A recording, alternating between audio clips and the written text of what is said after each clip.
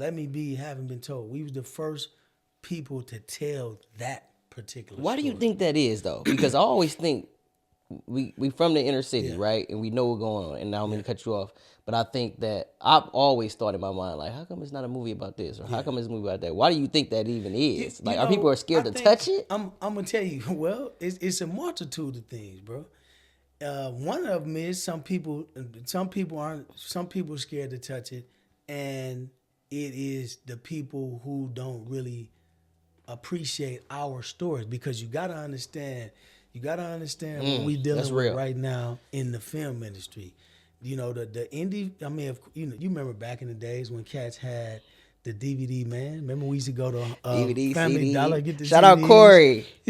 Corey was our CD man. You remember his name? You know what I mean? So you remember back when we used to go get the DVDs and you know, that was our way of, that was our independent film industry back then. Yep. You know, that was Tubi. You know, because we was able to true. see a dude in Cincinnati, you know, telling his movie. We was able to see people in Gary and all these different places.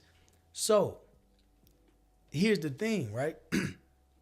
But we were very limited because we didn't have a lot of people that was shooting movies. A lot of people didn't understand the industry. A lot of people thought that it cost $1 million to make a movie.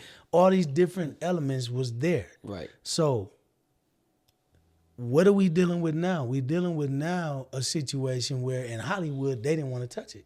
Because first of all, they didn't want to touch it because they don't really know how to tell our stories.